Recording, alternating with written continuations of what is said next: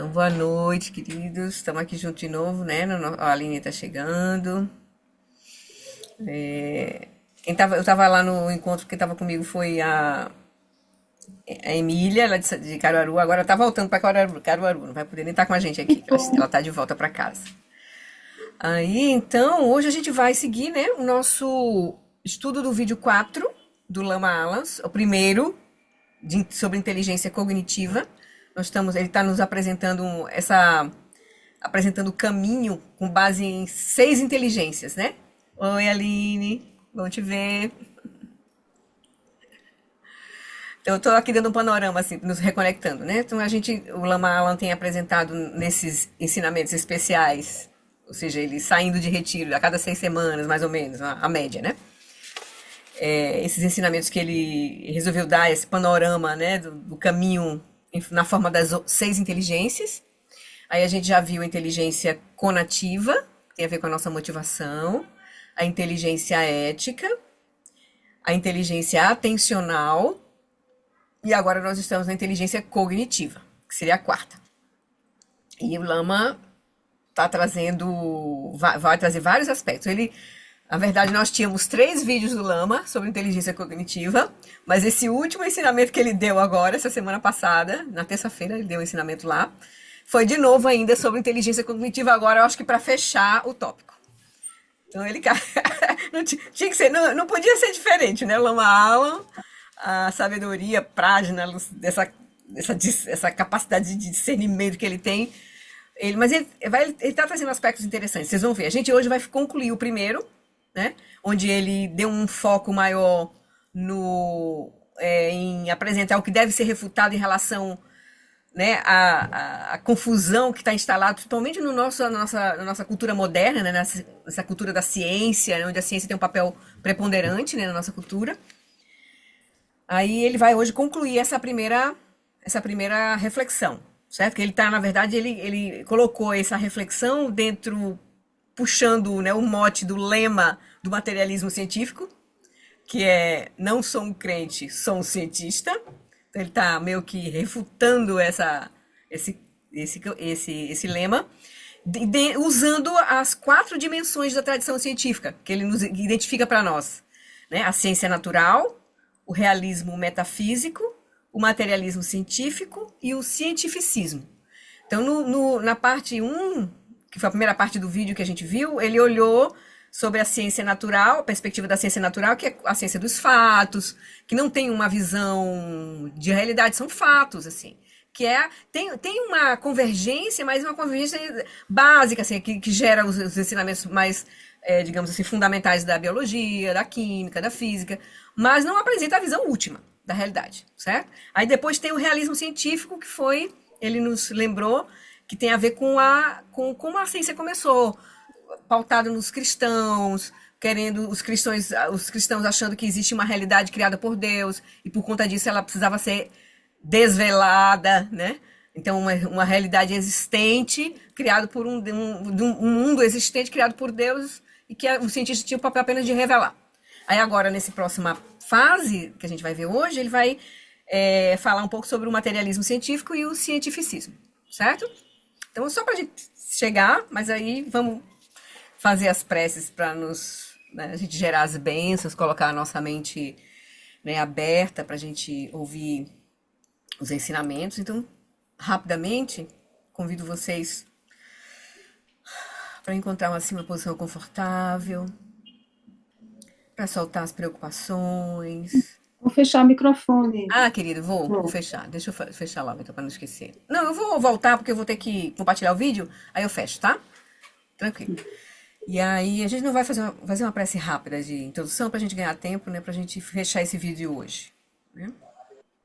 Então, só para a gente, então, chegar um pouquinho, deixar a nossa consciência iluminar o nosso corpo, onde a gente está sentado agora, especialmente a nossa respiração, e a gente aproveita para soltar uma respiração profunda, soltar nossas tensões, mas principalmente as nossas energias mais sutis. E diante de Guru Rinpoche, a gente então se conecta com uma motivação mais profunda para a gente estar junto aqui hoje, ouvir o Lama, abrir as nossas mentes, nossos corações, para realmente penetrar na compreensão do que ele está trazendo para nós, que é o nosso Lama, ele tem essa mente muito clara, muito sharp, né? Muito lúcida. Então ele tem experiência com a contemplação, com o caminho espiritual, mas também com a própria ciência. Então ele é uma pessoa que pode nos ajudar realmente a olhar de vários ângulos, né? A nossa realidade, que é a função da inteligência cognitiva, a compreender a realidade onde a gente está, interna e externa, na verdade, a totalidade da experiência.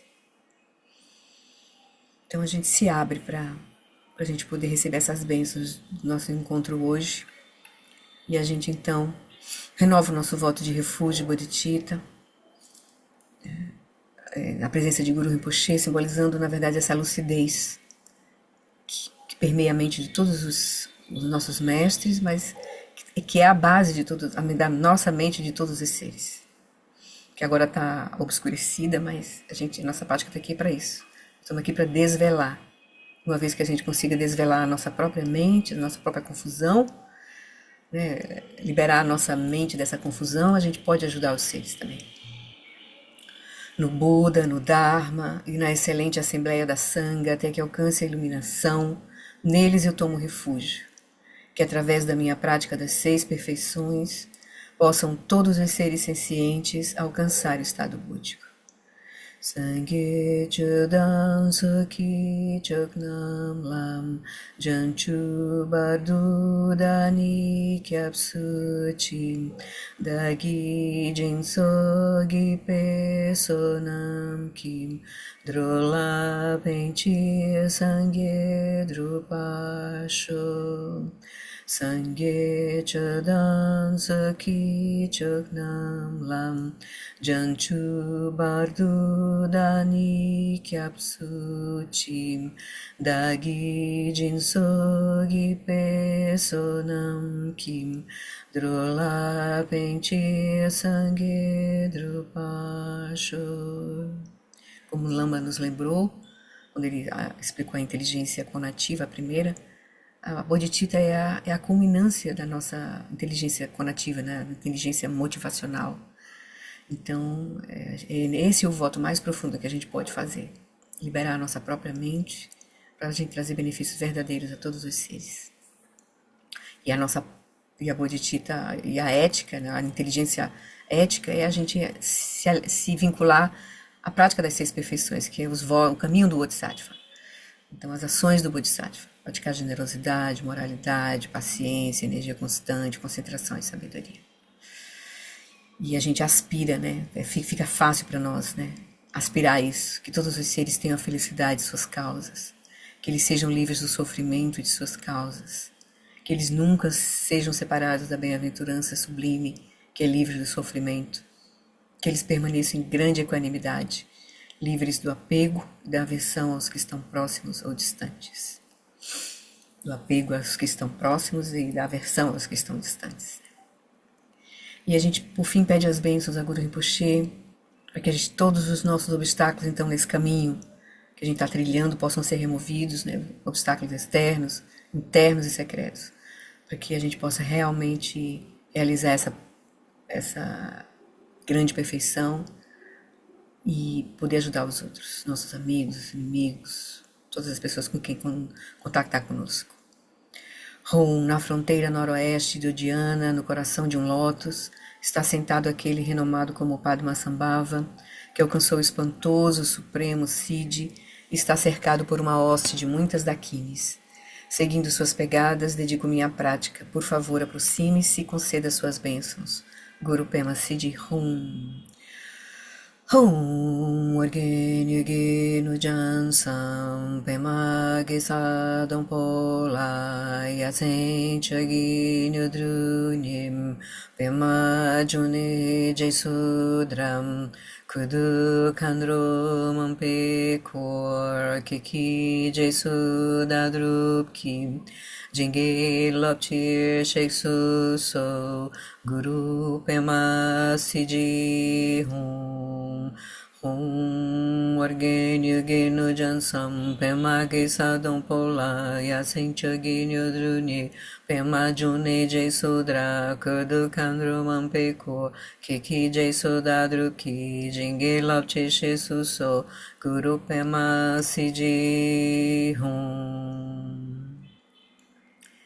Pela força das nossas preces, da nossa devoção, da nossa confiança crescente, Guru Rinpoche atende o nosso pedido, não tenhamos dúvida disso. Então ele alegremente se dissolve em luz, uma esfera luminosa, radiante com as 5 cores de sabedoria, vem para o topo da nossa cabeça, desce pelo nosso canal central e repousa em nosso coração. Pode receber as bênçãos de reconhecer que a nossa mente e a consciência iluminada de Guru Rinpoche se tornam inseparáveis, como água derramada na água, ou como espaço fundindo-se com espaço.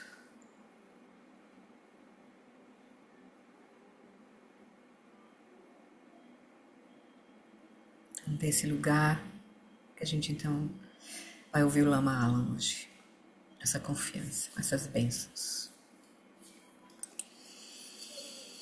Tudo bem? Então vamos lá? Oi, Cris.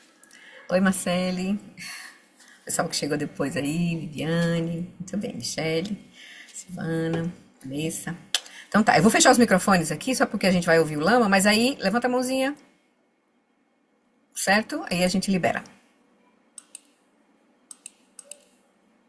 Se a gente quiser alguma coisa importante que o Lama vai falar. Mas antes de colocar o Lama, vamos só nos conectar aqui, porque eu acho que visualmente ajuda a gente a compreender. Só um minutinho, toda vez eu esqueço que tem que ler, ressaltar o arquivo aqui.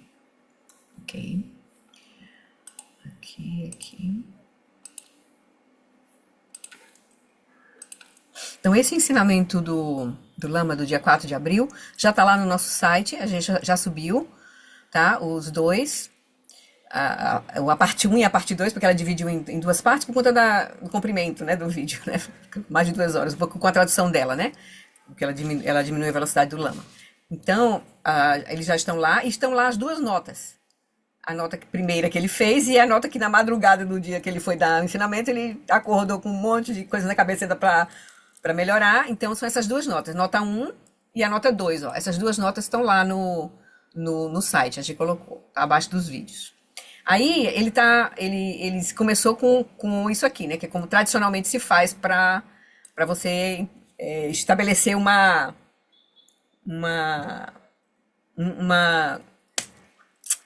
contemplação, né? Assim. Então, você tem que primeiro deixar claro o que deve ser refutado.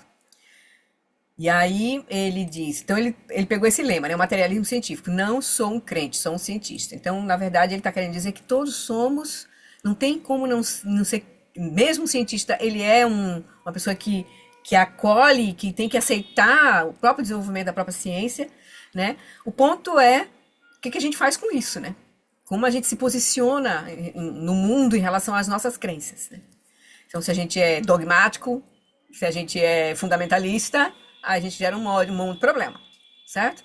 Então, e mesmo no caminho espiritual, a crença não deve ser uma crença cega. A gente tem que... o próprio Buda nos convida a não ter essa crença cega, e que é o ensinamento que ele vai dar um foco no próximo encontro, que ele vai falar daquele ensinamento dos Kalama Sutras, né? Ele vai agora só iniciar nesse finalzinho aqui desse vídeo, mas ele vai aprofundar esse tema dos 3 venenos, porque aí vem o ensinamento da inteligência cognitiva para a nossa prática enquanto contemplativos. O que a gente vai fazer enquanto contemplativos? A gente tem que olhar a raiz da confusão, que são os 3 venenos, certo? Como o Buda, inclusive, sugeriu aos Kalamas que eles fizessem. Mas aí, de um ponto de vista de reconhecimento direto, não como um conceito, mas como um reconhecimento direto. E para isso a gente precisa deixar muito claro o que são esses três venenos, para a gente realmente reconhecê-los como qual é a sua ação perturbadora na nossa própria mente e a gente poder. Essa é a nossa prática principal, é desenraizar a confusão, desenraizar os três venenos, né? Mas aí vai ser o tema do vídeo seguinte, tá? Agora ele vai só dar vai iniciar. Mas ele, antes disso, antes de entrar no ensinamento do Kalama Sutra, que o Buda deu, ele vai terminar abordando aqui, ele escolheu as 4 dimensões da ciência aqui, né, da tradição científica, a ciência natural, o realismo metafísico, o materialismo científico e o cientificismo. Então nessa primeira parte ele cobriu essas 2 etapas aqui, explicou pra gente como é que a ciência opera em relação à ciência natural, os fatos que não são uma visão e que não, né? E o realismo metafísico, que é a base, né, como eu falei no comecinho, né, que iniciou o processo da ciência, né, com cristãos querendo desvendar a realidade que Deus criou, né? E aí ele vai falar agora do materialismo científico, que se estabeleceu que é uma digamos assim, uma contravisão a essa visão do realismo metafísico. E aí, que é o materialismo científico, tem a sua própria visão de que nada é a matéria, não tem nada, enfim, ele vai discorrer um pouco aqui. E o cientificismo ele coloca como o fundamentalismo do materialismo científico. Certo? Um pouco assim. Aí ele vai falar de um tema importante aqui, que é a ilusão do conhecimento. Os obstáculos à descoberta, lá na frente ele vai falar um pouquinho, se dá principalmente porque a gente pensa que sabe exatamente o que acontece conosco. A vida e delusão. Porque a gente pensa que está vendo a realidade, a gente se confunde completamente. A gente não está vendo a realidade porque a gente está operando com delusão, com ignorância e delusão. A mesma coisa acontece um pouco no caminho da própria ciência, né? As ilusões do conhecimento também geram um problema para a própria ciência se colocar nesse lugar mais aberto e realmente investigar a realidade, né? Ele vai falar disso aqui e vai dizer que só para dar uma ênfase o que ele vai abordar agora, né? Que o cultivo da inteligência cognitiva implica, isso aqui é interessante o que ele vai dizer aqui, né? Que o cultivo da inteligência cognitiva implica dissipar a confusão entre crença e conhecimento, entre ruminação e intuição, entre consciência condicionada e consciência primordial, e entre mente de um ser senciente e consciência pura, certo? Então isso aqui ele vai nos lembrar que isso aqui, na verdade, é um ponto muito importante no próprio caminho que a gente está trilhando do Dzogchen, do Vajrayasanas, que tem inclusive uma fase inteira do Vajrayasanas, que é a fase 6, onde ele vai dizer a importância de se deixar muito claro, e aí ele tem, nessa fase do Vajrayana, só para você fazer a ponte, na fase 6 do Vajrayana, eu peguei aqui a revisão que o Glenn fez, quando a gente estava fazendo o retiro de 8 semanas, ele vai dizer, nós precisamos fazer, o John Limpa diz que a gente precisa, são ensinamentos onde a nossa prática precisa clarear, fazer uma distinção muito, as chaves e importantes para a nossa prática, para poder a gente avançar. Aí são a distinção entre ouvir e realizar, é bem diferente, porque a gente pode confinar, não entendi. Pensa que essa compreensão é a realização, não é. Então ele explica nessa fase 6, o Lama diz que inclusive dá um livro, essa fase acho que ele deve estar inspirado para fazer já esse livro, porque é bem importante, assim. No Vajrayana ele traz, tanto no Tantra Vajra, como no Intenção Iluminada de Samantabhadra, tem essa fase 6 e tem ensinamentos sobre essas distinções importantes. Mas no Vajrayana ela é bem extensa e ele dá muitos detalhes, assim, importantes. Então é como se fosse, assim, esse momento, o momento do escalpo, assim, onde a nossa mente, uma vez que a gente tem Shamatha Vipassana, e já tem a visão, Treksho, a gente agora tem que clarear muito perfeitamente. Essa é a função da inteligência cognitiva, né? Vai ter que realmente passar a espada de Manjushri aí, né? Aí a gente tem que fazer a distinção entre ouvir e realizar, entre realização e atingir a confiança.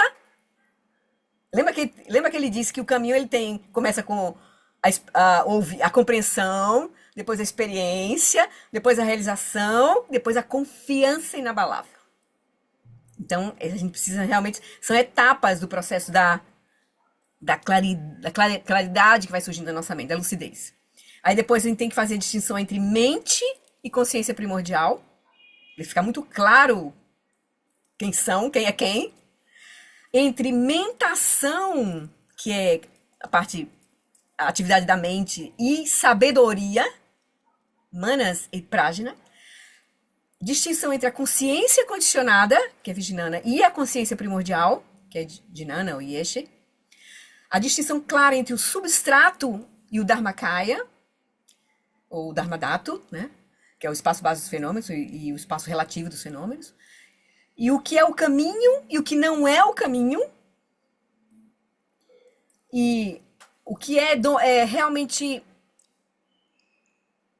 mastering the ground, dominar, né? Ter o domínio sobre a base da realidade, ou reduzir essa base a uma base eticamente neutra. E entre delusão e liberação, e entre Budas e seres sencientes. Então, só para a gente ter uma ideia, isso é a culminância lá da fase 6 do Vajrayana. A gente tem que, tendo aí o nosso caminho, estando já no caminho da visão, a gente tem que passar a espada de Manjushri e deixar isso tudo aqui muito claro, né? Muito claro. Certo? Então, tendo feito essa preliminar para nos localizar, para a gente ver a importância dessa inteligência cognitiva, por isso que o Lama está dando, não só ele tinha dado 3 encontros, agora tem mais um, porque esse último ele ainda continuou com inteligência cognitiva. Eu acho que ele fecha nesse agora que ele deu essa semana agora, porque passou. Então nós temos ainda 3 vídeos para a gente penetrar ainda nessa inteligência cognitiva, só para vocês irem se colocando dentro dessa mandala, né? Dentro dessa mandala, da importância dessa mandala que o próprio Lama está dando, né? Porque ela é realmente importante. Chama até só preliminar, né? Aí passa, né? Que vem para clarear, de fato, né? Então, tá bom? Podemos ouvir o Lama? Eu vou colocar o vídeo. Aí, um momento ou talvez eu faça uma paradinha pra gente ver como é que a gente tá. Ou se alguém precisar levantar a mão, levanta a mão que a gente dá uma paradinha, tá bem? Então, vamos lá. Deixa eu colocar o vídeo. Share sound. Então tá aqui lá no nosso site, Alunos do Lama Long Wallace, dia 4, a parte 1 a gente já viu, a gente vai ver a parte 2 hoje. E tá aqui as notas, ó. A nota e a nota auxiliar, que é o complemento das notas.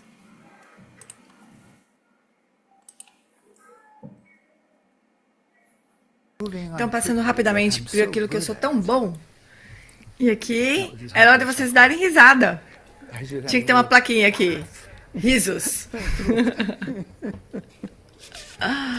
Então, passando para o próximo, que é muito importante, nessas 4 dimensões, que é o materialismo científico. Então, onde estava a religião, entrou o materialismo científico. Com sua visão de mundo, seus valores, seu modo de vida, materialismo, hedonismo, consumismo.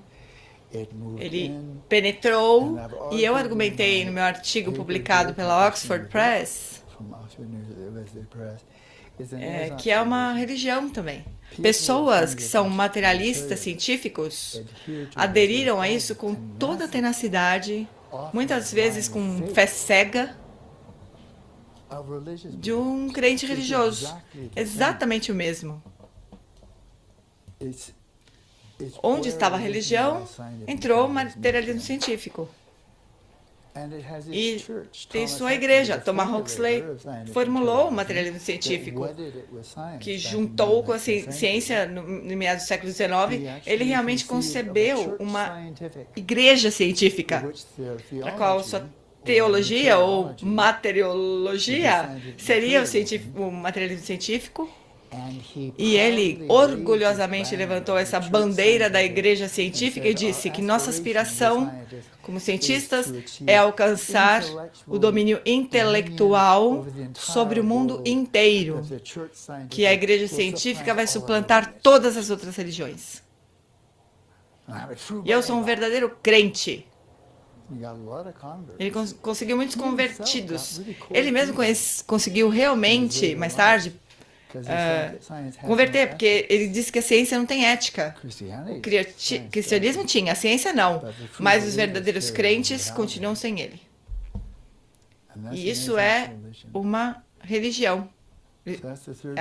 Essa é a terceira dimensão. não são fatos. As crenças do materialismo científico não são fatos. São crenças. Ponto. Mas, ao contrário das religiões, onde há fé em Deus, em Moisés, em Jesus, ou em Buda, a fé em alguém que presumivelmente sabe o que está acontecendo, o materialismo científico tem fé em ninguém em particular. Porque ninguém sabe o que é a verdade. De que tudo se resume à matéria e derivados da matéria. Ninguém sabe isso. Estão palavras ao vento, na verdade. E, finalmente, eu posso resumir terminar as 4 dimensões, é o cientificismo. Cientificismo é o fundamentalismo extremo, é a versão fundamentalista do materialismo científico. Os defensores do cientificismo dizem que não só tudo se resume à matéria e suas propriedades emergentes, mas a ciência é a única maneira. Não existe outro modo de conhecimento que importe ou conte, ou que seja legítimo. A ciência é a única maneira. O conhecimento científico é o único conhecimento. As únicas explicações são físicas e, se não for física, não é uma explicação, de forma alguma. E os métodos da ciência são os únicos que funcionam. E todo o resto é besteira. E, portanto, esta é a contrapartida do fundamentalismo religioso. E o fundamentalismo religioso é muito perigoso, sempre foi. O apego à sua própria visão e aos seus próprios métodos como os únicos que contam, os únicos que são legítimos. E se alguém discordar de você, está errado.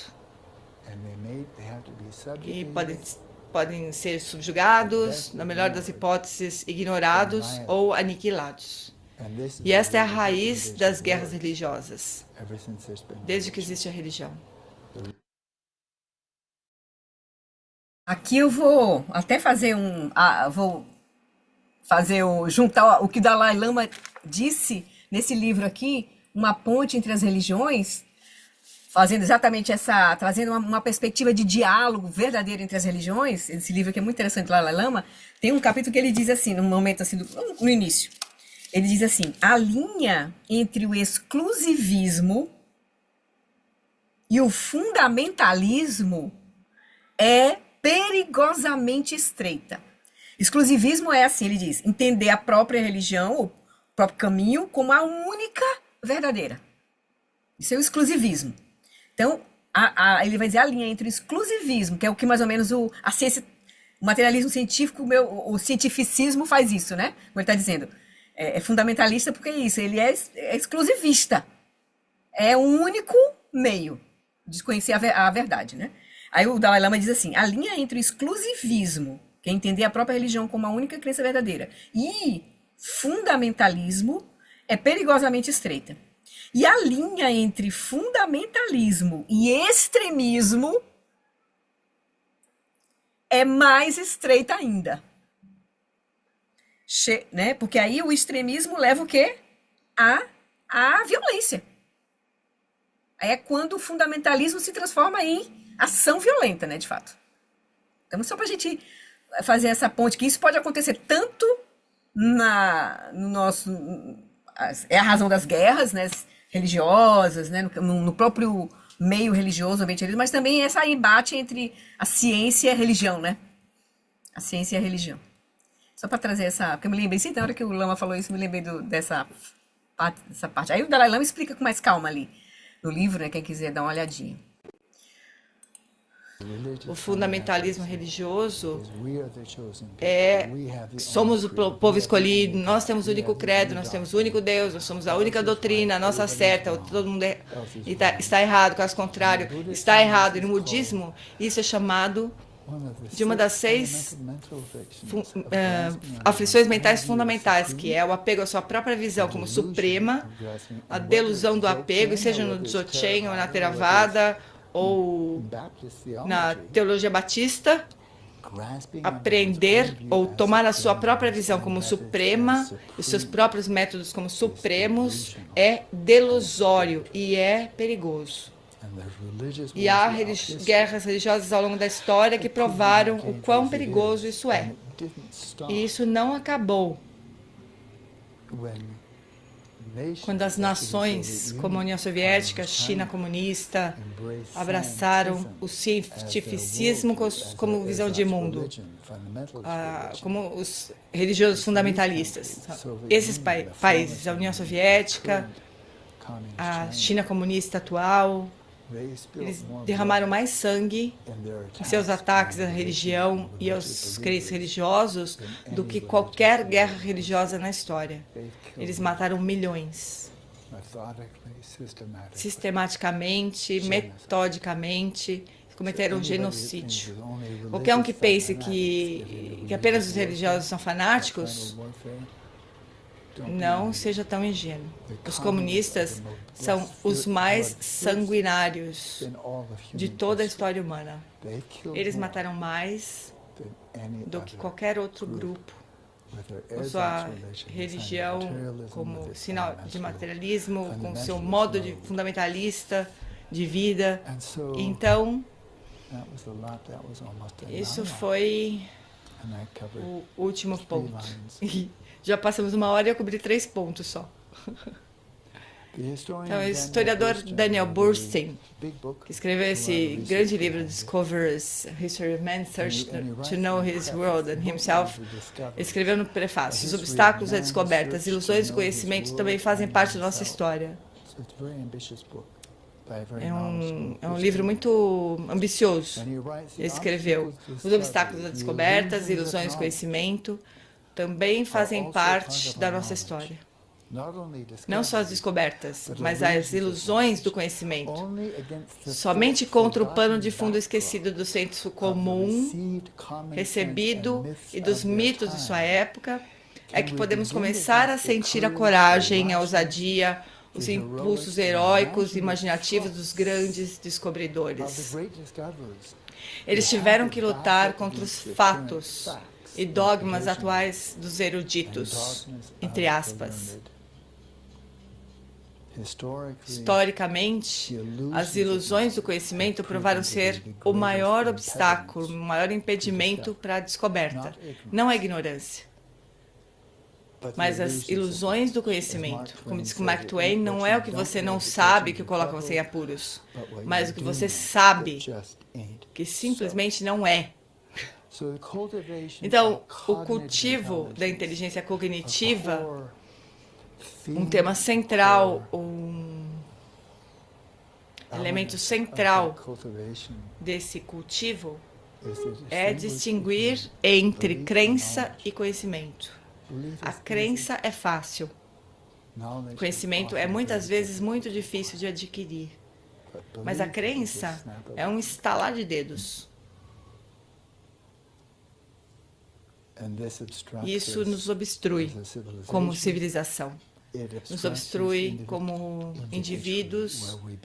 Não acreditamos que sabemos algo, acreditamos que sabemos algo. Acreditamos que sabemos algo. E nós não sabemos. É apenas uma crença. Eu não sou um crente, eu sou um cientista. Se você é um cientista, você é um crente. Ou então você está com morte cerebral. Somos todos crentes, pelo menos a maioria de nós. Então, o cultivo da inteligência cognitiva implica em dissipar a confusão entre crença e conhecimento. Então, pegue o seu bisturi e separe isso. Isto é crença, isto é conhecimento. Mas não confunda os dois, eles não são a mesma coisa. Entre ruminação e intuição. Muitas vezes eu pergunto para os meus alunos: vocês têm uma pergunta? Faço isso para a sua intuição. E alguns alunos dizem sim, e montam o cavalo da ruminação. E vem com todos os tipos de ideias malucas. A minha intuição me diz: desculpa, mas isso não é intuição. Isso é ruminação. Essa é a sua mente dualista, confusa, aflita, fazendo surgir um monte de lixo. E você chama isso de minha intuição? Que está me dizendo? Pensa de novo. A confusão entre consciência condicionada e consciência primordial. Vocês devem se lembrar do próprio Buda dizendo: não confie na consciência condicionada, confie na consciência primordial. Eu vou aproveitar, só para a gente se lembrar que a Aline tinha acabado de ver isso, acho que em 2 encontros atrás, né, no aforismo que a gente estava estudando lá. Eu separei aqui só para a gente se lembrar do budismo com atitude, né, no 4º ponto, que é a síntese de uma prática para uma vida, né? Deixa eu ver aqui. O nome do tópico. O 4º ponto, síntese da prática para uma vida, uma única vida, né? Aí lá na frente ele explica os 5 poderes, e ele fala aqui, nesse momento aqui, há um antigo conjunto de aforismos tibetanos que podem evitar muitos problemas desnecessários para nós, quando estamos integrando a prática à vida ativa. Essas diretrizes foram bem úteis a várias gerações de tibetanos por estabelecerem uma base sólida para a prática. Esse conjunto de ensinamentos é chamado de as 4 confianças. Aí ele diz, o Buda ensina: não confie nos indivíduos, na pessoa, né? Mas no Dharma. Não confie nas palavras, mas no seu significado. Não confie no significado provisório, mas no significado definitivo. E não confie na consciência convencional, né? Consciência relativa, né? Que ele está falando agora, condicionada, mas na sabedoria intuitiva, que é... Qual é a sabedoria intuitiva realmente que vai revelar a realidade como ela é? A consciência primordial, certo? Então aí ele está lembrando que o próprio Buda ensinou isso, que a gente não devia, nessas quatro confianças, que dirige mais ou menos, dá um norte para o nosso caminho, o que a gente deve realmente, onde deve se pegar, né? Não no indivíduo, mas no Dharma, não nas palavras, mas no seu significado, não no significado provisório, mas no significado definitivo, e não na consciência convencional, mas na consciência primordial, ou a sabedoria intuitiva, né? Então eles, lembrando aqui pra gente, quem quiser olhar de novo, vai lá no Budismo com Atitude, que ele explica isso, né? Mas ele está dando agora, fazendo uma ponte, né, disso que ele traz para esse tópico, né, em relação, inclusive, à própria ciência, né? E, né, o caminho dos contemplativos, e o que o próprio Buda ensinou, né? Tá alinhado, assim, completamente alinhado. O próprio Buda disse isso. E por fim, de uma forma semelhante, no Dzogchen nós encontramos que nós precisamos fazer uma distinção entre a mente de um ser senciente e a consciência prístina. Existe essa maravilhosa passagem no Vajra Essence, com uma distinção após a outra. Tudo isso é cultivo da inteligência cognitiva. Não confunda isso. Se você fizer isso, você nunca vai alcançar a iluminação. Não confunda isso, com aquilo, uma após a outra. Gyatso Rinpoche, quando ensinava isso, ele dizia: essa seção do livro poderia ser um livro por si só. Que é essa fase 6 que eu mostrei para você, né? Aquele resumo, né? Fase 6 do Vajra Essence é essa distinção, assim, que o Vajrayana do Lago coloca para nós, né? A gente discriminar, assim. Ele dá as dicas, né? Mas tem que ser na nossa experiência direta. Um clássico. Essa sessão deveria ser um livro. Então aqui estamos nós, seres sencientes. Seres sencientes no meio de 2 trilhões de galáxias. Eu continuo voltando para esse número incompreensível de 2 trilhões de galáxias. E todos nós, da perspectiva budista, e eu intuitivamente sinto que deve ser verdade. Deixa eu silenciar isso.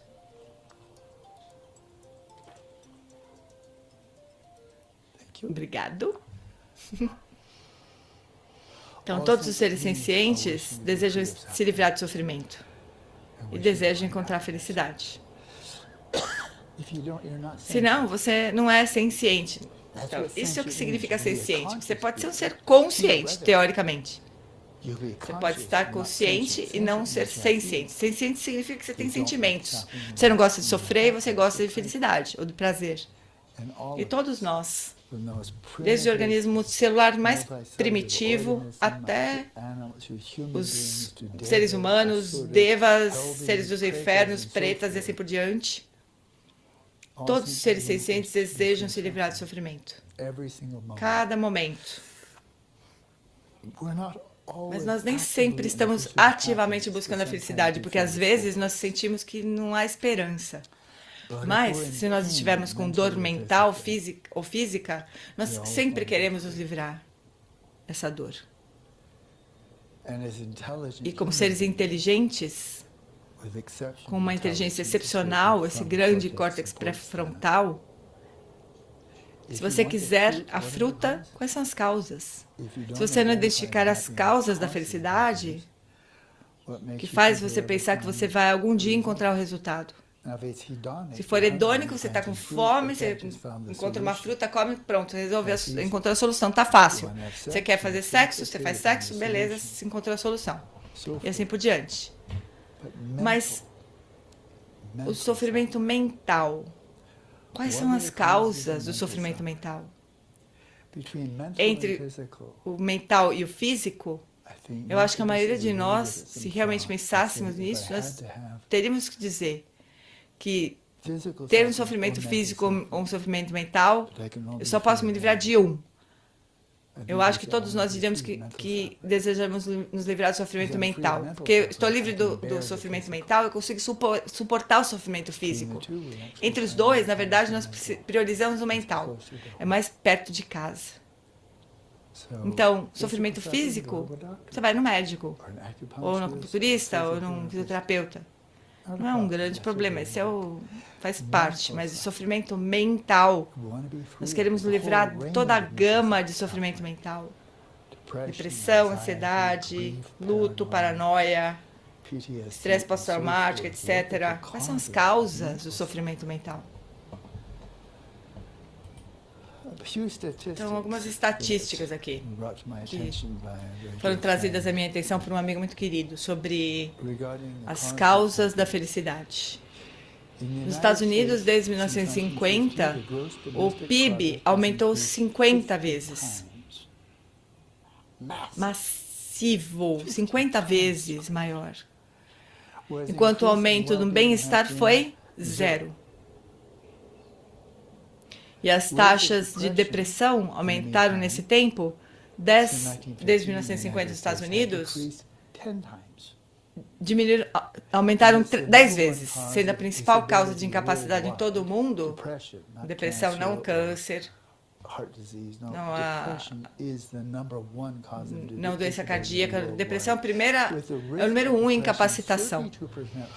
E foi 32% maior nos países ricos, o risco de depressão. E com relação ao TDAH, nos Estados Unidos, 20% das crianças em idade escolar foram diagnosticadas com TDAH. Então, aqui nos Estados Unidos, vou falar aqui porque é onde nós estamos. Se eu estivesse na Itália, falaria mais sobre a Europa. Mas aqui nos Estados Unidos, nós temos um sistema educacional que é um modelo para muitos sistemas educacionais no mundo. O britânico, o americano, é encontrado na Índia, na China, Singapura, América do Sul. Como é que nós estamos educando os nossos jovens, nossos filhos, adolescentes, adultos na faculdade? O que nós estamos ensinando a eles? Nós estamos ensinando como encontrar felicidade ou simplesmente como ganhar a vida? Ou ter sucesso? Ter sucesso em termos materiais, ter sucesso em obter influência e poder, ter sucesso em obter reputação, status, notoriedade, fama. O que nós estamos ensinando os nossos filhos? Para que serve a educação? E as evidências mostram que nós não estamos ensinando-os a cultivar a felicidade. Se estivéssemos, nós estamos falhando muito terrivelmente. Depressão é crescente. com todos os esforços nobres dos psiquiatras, psicoterapeutas, psicólogos e assim por diante, o número de profissionais de saúde mental provavelmente também aumentou exponencialmente nos últimos 70 anos. Mas os problemas de saúde mental também aumentaram. A depressão aumentou 10 vezes. TDAH, ansiedade, assim por diante. Então, isso não está indo bem para o nosso sistema de saúde mental nos Estados Unidos. E é muito semelhante à Europa, Ásia, América do Sul, Austrália, e assim por diante. Mas toda a busca pela riqueza, quantas crianças hoje em dia estão sendo educadas pelos pais, né, pelo sistema escolar, para pensar que se você quiser ser feliz, tem que ter sucesso. É isso que você recebe na sua educação. Você precisa ser bem-sucedido. O que significa isso? Significa riqueza financeira. E se você quiser ser rico, você precisa ser mais rico para ser mais feliz. Seja realmente rico, como Bill Gates, ou sei lá, outras pessoas que são parte das 8 pessoas mais ricas do mundo, que possuem tanto quanto os 4 bilhões de pessoas pobres do planeta. Seja como eles. Isso é uma história de sucesso. E tudo bem, ok. Eu quero ter sucesso. Eu vou me dar bem. Eu vou tirar nota boa porque eu quero ter sucesso. Não apenas sobreviver e ter o suficiente. Eu quero ser rico. Tim Kasser é um psicólogo que escreveu um livro notável chamado O Alto Preço do Materialismo. E ele escreveu: a pesquisa científica existente sobre o valor do materialismo produz resultados claros e consistentes. As pessoas altamente concentradas em valores materialistas reduzem o bem-estar pessoal e a saúde psicológica, em comparação com aquelas que acreditam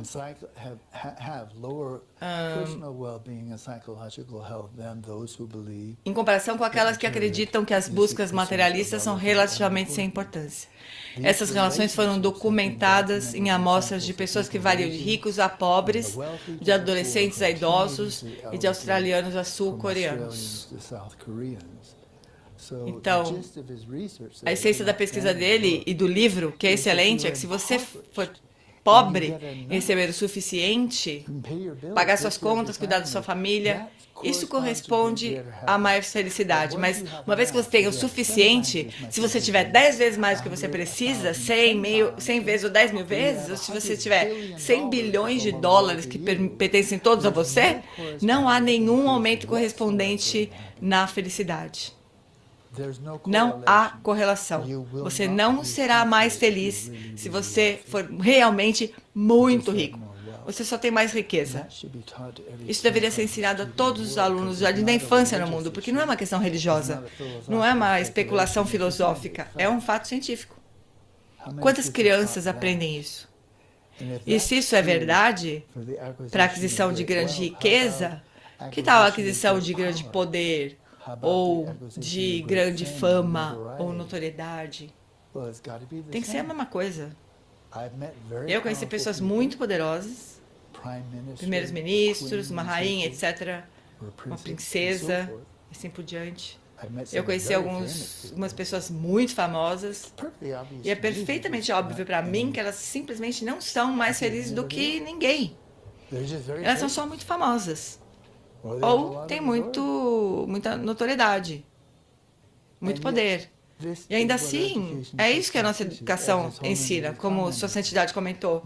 A educação moderna fala sobre olhar para fora, só, e nada sobre olhar para dentro. Tudo sobre encontrar prazer hedônico e nada sobre o prazer eudaimônico. Então, nós voltamos a quais são as fontes do nosso descontentamento. Então, Eric Kandel é um dos médicos mais influentes, ganhador do Prêmio Nobel da Medicina, da Fisiologia, um neurocientista, professor de Bioquímica e Biofísica da Universidade de Colômbia, ganhador do Prêmio Nobel de Filosofia e Medicina de 2000. Ele fala com uma grande autoridade, mas ele também fala por toda a comunidade de neurocientistas. Ele fala pela guilda. Não há nada muito diferente sobre o que ele vai dizer. Absolutamente que eles aprendem desde a primeira aula que se faz em neurociência até terminar a pós-graduação. Aqui está o que ele diz. Você quer saber de onde vem sua infelicidade, como a depressão? Ele diz, vamos dar uma olhada nisso como nós estamos ouvindo, né, fatos ou crenças, porque ele está afirmando que isso é uniforme, é um fato. Eu sou um cientista talentoso, ganhador no prêmio Nobel, então ouçam-me, porque eu falo com autoridade. Eu sei do que eu estou falando. E aqui está o que estou dizendo. O cérebro é um órgão biológico complexo que possui uma imensa capacidade computacional. Fato. Muito bom começo. Como um neurocientista nos Estados Unidos diz que a mente é um computador feito de carne. Mas agora ele continua. Ele, né, o cérebro, constrói a nossa experiência sensorial, crença. Isso é uma... Não tem nenhuma evidência convincente sobre isso, de que o cérebro realmente esteja construindo a nossa experiência sensorial. O cérebro está construindo cores e sons e cheiros, alegrias, sonhos e assim por diante. Não existe nenhuma evidência nenhuma que apoie isso. Isso é derivado da crença na primazia da matéria. Não é um conhecimento científico, um fato científico, mas ele está apresentando isso como um fato científico. E isso é fraudulento, sinto muito. Mas isso é fraudulento. Mas talvez ele não saiba disso, então vamos dar uma chance para ele. Um pouco de clemência a ele. Ele constrói a nossa experiência sensorial. Não constrói. Ele regula os nossos pensamentos e emoções. Crença. Não. Ele controla as nossas ações. Ele, não é você, é o seu cérebro. É ele. Sua intenção, sua vontade, sua inteligência, eles não controlam suas ações. O cérebro, que é um órgão biológico, ele controla a sua ação. O cérebro é como um coração, um fígado, só que é mais complexo. De acordo com pessoas como o Kandel, o cérebro é influenciado apenas por influências físicas, nada além disso. Então, é um pedaço de gordura, proteína, eletricidade e água, influenciado apenas por influências físicas, então drogas, ambiente, etc. Não tem moralidade no cérebro. Assim como não tem moralidade no seu rim, então seu cérebro é um órgão amoral. E ele está dizendo que ele controla as suas ações. Em outras palavras, ele disse que não existe moralidade. É apenas o que quer que você diga, é uma coisa, mesmo faz de conta. Se você pensar que existe um grupo ético que deve ser exterminado, isso é moralidade, porque o seu cérebro que está falando isso. Então, ele simplesmente eliminou toda a moralidade. Ele também eliminou qualquer senso de responsabilidade moral. Eu não fiz isso. O meu cérebro que fez. Isso é horrível, na verdade, francamente. E não é fato, é uma crença puramente derivada da crença metafísica, pseudo-teológica de que a matéria é principal, portanto o cérebro é o principal. Ele controla as nossas ações. Ele é responsável não apenas por comportamentos motores relativamente simples, como correr e comer, mas desculpa, eu escolho se eu corro ou se eu como. E ele fala, não, você não, o seu cérebro que controla. Mas também por atos complexos, que consideramos essencialmente humanos, como ele é responsável por coisas como pensar, falar e criar obras de arte. O cérebro que faz tudo isso, não é você. E nem temos certeza se você existe ou não, na verdade. A menos A não ser que você simplesmente seja o seu cérebro. Então, olhando sob essa perspectiva, a nossa mente é um conjunto de operações realizadas pelo cérebro. A mente é o que faz, é o que o cérebro faz. Todos os alunos da neurociência aprendem isso como se fosse um fato científico. Não tem nenhum esforço para distinguir.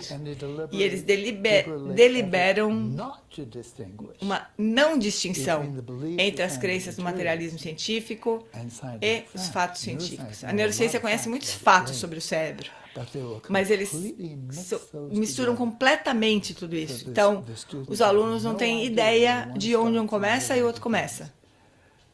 Isso é doutrinação, é lavagem cerebral, é moralmente repreensível e é catastrófico. Vou parar um pouquinho aqui, porque a Nina pediu para falar, né, Nina? Pode abrir o teu microfone. Abri. Tá. Pronto. Obrigada, Flori. Quer que eu pergunte depois, Flori, para Não, fala agora, que eu já parei. É? Que é melhor. Porque agora ele concluiu esse raciocínio dizendo como é que a ciência, esse cientista que se coloca, né? Prêmio Nobel, e ele mistura fatos e crenças como se fosse fato científico, né? E os alunos não têm condição de avaliar se o professor está dizendo que então é como se fosse uma doutrinação, uma lavagem cerebral, né? Que a ciência promove. Por isso que ele diz no vídeo passado, isso não tem visão, convergência de visão entre os físicos, os neurocientistas. Não tem, é uma balbúrdia. E o que eles querem é inovar, sempre fazer uma tese nova, diga assim, de um modo geral, né? A gente vai, talvez, tenha as exceções, tanto que ele tem contato com vários cientistas que estão querendo ajudar esse processo de aprofundar os contemplativos com os cientistas e tal. Mas isso é exceção, porque ele está falando da grande maioria, ele está falando da maioria, né?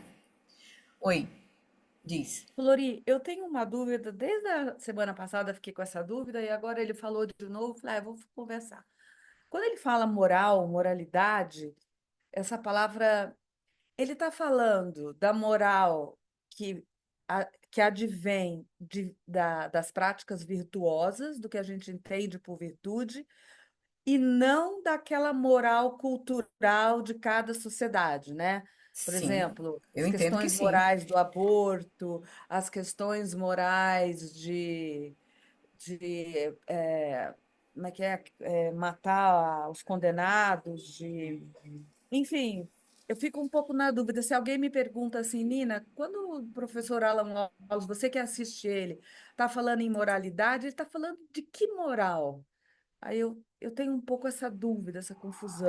No budismo, né, essa coisa da moralidade é uma coisa muito sutil, assim. Não é uma coisa rasa que pode estar escrito como, assim, 10 mandamentos ali, não faça isso, não faça isso, uma coisa rasa, não é. Porque a ação do Bodhisattva, primeiro, o ponto é você adquirir lucidez, certo?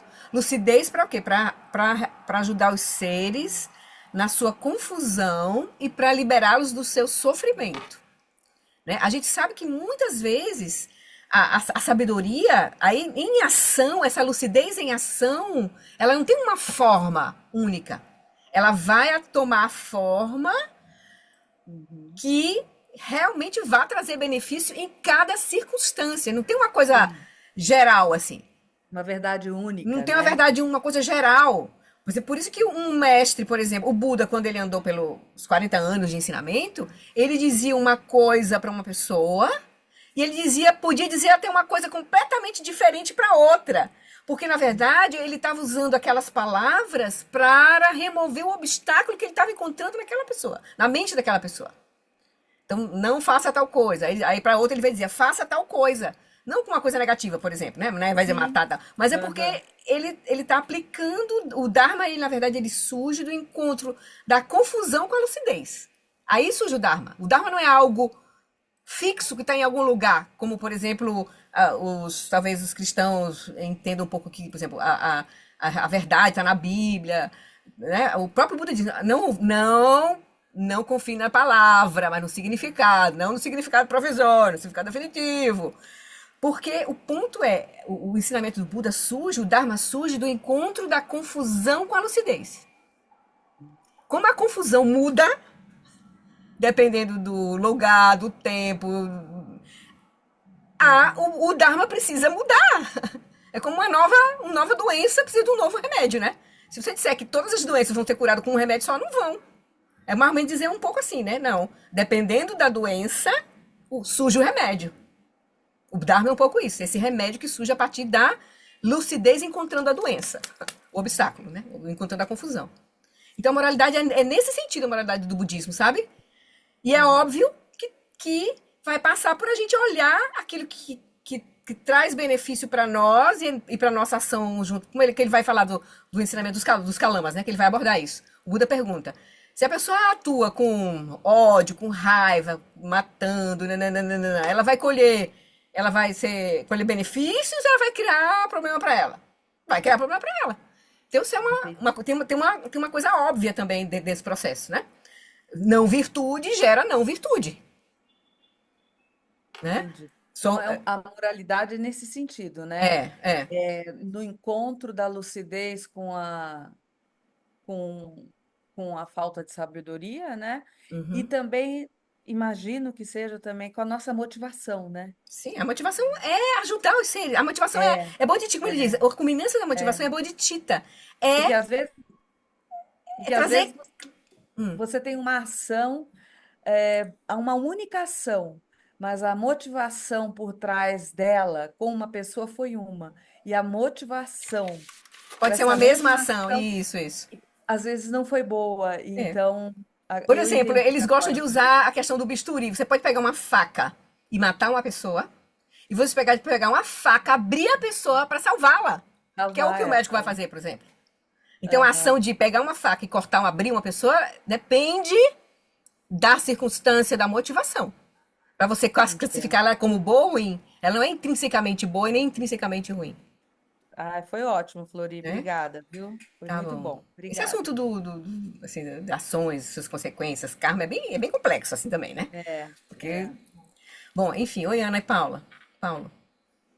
Eu estava pensando nessa questão que a Nina levantou, mas até se você partir de uma tábua rasa como os 10 mandamentos, você vai ter um básico com relação à moralidade. Por exemplo, no budismo também tem esse básico, né? A gente vê assim, evitar as 10 ações não virtuosas. As 3 de corpo, exatamente. As 4 de mente, que seria uma linha básica, né? Básica. Exatamente. O resto, tudo é a mais, né? Aí depende da complexidade, da circunstância, do momento, da intenção. Isso, mas se você partir do básico, é o básico que tem em qualquer atividade religiosa. Mas por exemplo, não matar seria a primeira, as 3 ações de corpo. Não matar, não roubar, não fazer sexo impróprio, né? Por exemplo. Então, não matar é basicamente uma ação que traz resultado negativo. Mas, dependendo de circunstâncias, pode ser que para trazer um benefício, mas não quer dizer que a pessoa não vá, digamos, assumir as consequências. Tem umas histórias de um bodhisattva que estava lá num barco, né, e tinha um cara que iria afundar o barco. Eu não sei mais ou menos a história, assim, não estou lembrado do detalhe. E que um bodhisattva tinha lucidez, viu que aquilo ia acontecer, ele mata aquela pessoa, que iria causar um dano muito maior. Mas por compaixão, ele rompe o karma daquela pessoa antes que ele cometa esse karma muito maior, mas ele também vai ter aquela... Ele vai sofrer alguma consequência disso, porque se a motivação dele não for completamente pura, se tiver um grau de apego, né, de aversão ali, ele vai responder por esse grau aí de aversão, por mais que ele tenha, né, tentado... Sim. Então, assim, depende das circunstâncias, entende? Tem essa complexidade, assim. Entende? Eu acho que, desculpa emendar aqui, né? Mas especialmente dentre as não virtudes, né? Quando se vê lá não praticar sexo impróprio, isso, quando eu estava fazendo Nalanda, deu muita polêmica entre os alunos. E o Geshe colocou, olha, o sexo impróprio numa cultura há 2.500 anos atrás era uma coisa, hoje é outra coisa. Cultura, então, dependendo da cultura. A questão fundamental, como você colocou, é a lucidez, E o resultado que aquilo traz? Se traz sofrimento para o outro, foi Sim. uma ação não virtuosa, né? E eu lembrei, enquanto você pescava um exemplo de ação que aparentemente pode parecer bonita, né? Ah, um homem dando uma bala para uma criança. Mas se ele for um pedófilo, já não é. Você vê que tem uma intenção maldosa por trás. Então é realmente a lucidez, eu acho que é a chave fundamental aí A desses. motivação, a intenção exatamente, exatamente. É bem complexo esse assunto das ações. Não é fácil a gente estar julgando, porque depende da motivação, do contexto. A gente precisa examinar a situação como um todo, né? Entende? E o karma e as consequências do karma também, eles são matemáticos, assim, a coisa vai operar. Você vai colher os frutos, né? Dependendo daí, tem que estudar o karma, que é bem complexo também, né? As etapas de uma ação que gera karma, tem todo um processo, você tem que pensar, tem que fazer, a coisa tem que atingir o resultado que você programou e ainda você se alegrar com aquilo.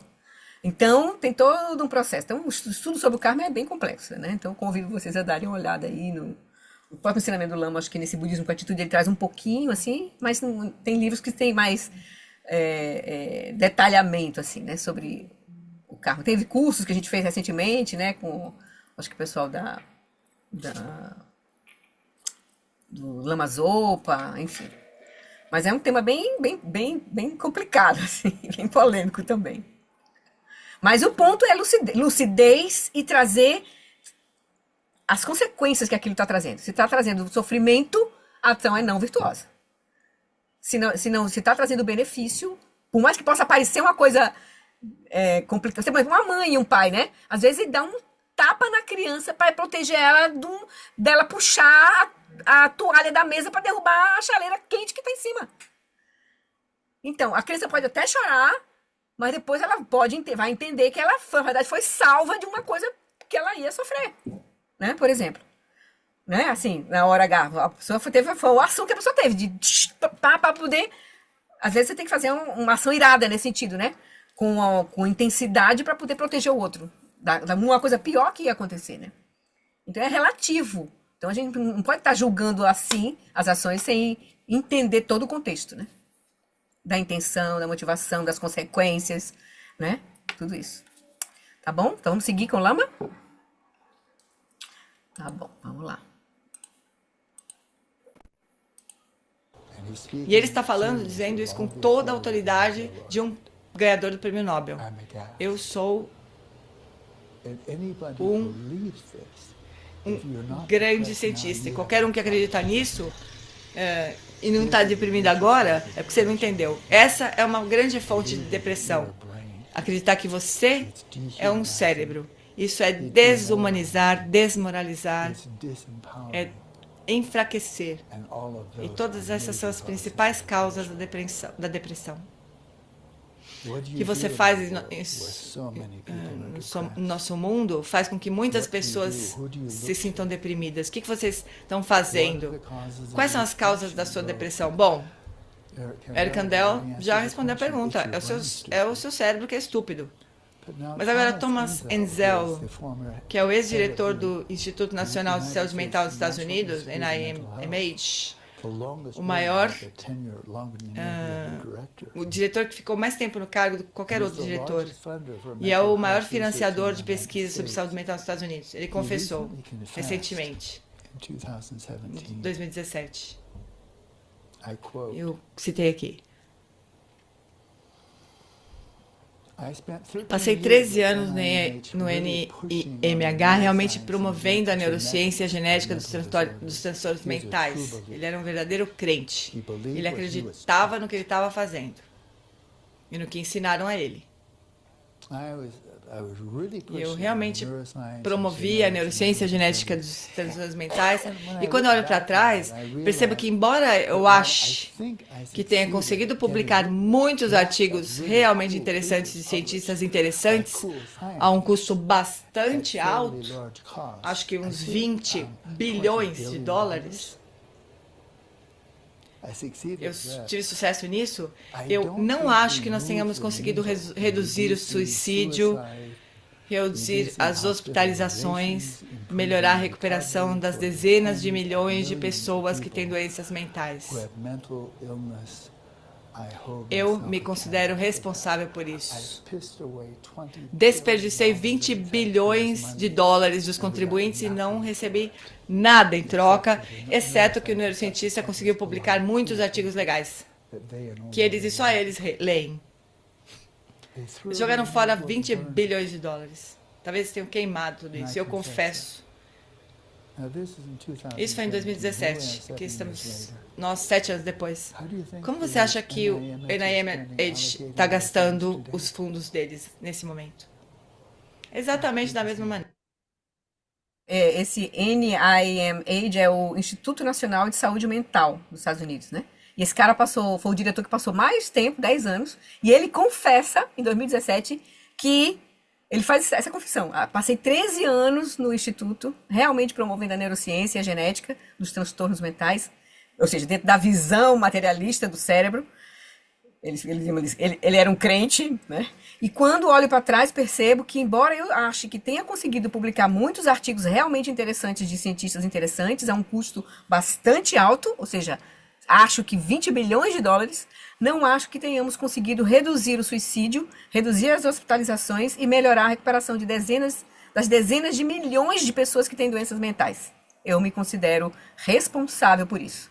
O Lama, né, fez dessa declaração do cara. Durante o mandato dele, tem uma pessoa do comitê que alocava fundos, eu disse: quanto dinheiro você está alocando para a pesquisa na eudaimonia, no bem-estar genuíno? Quanto? Que porcentagem do seu budget? 0. Quanto para procurar as correlações do cérebro com depressão? 20 bilhões. Eles poderiam ter gastado isso ajudando crianças.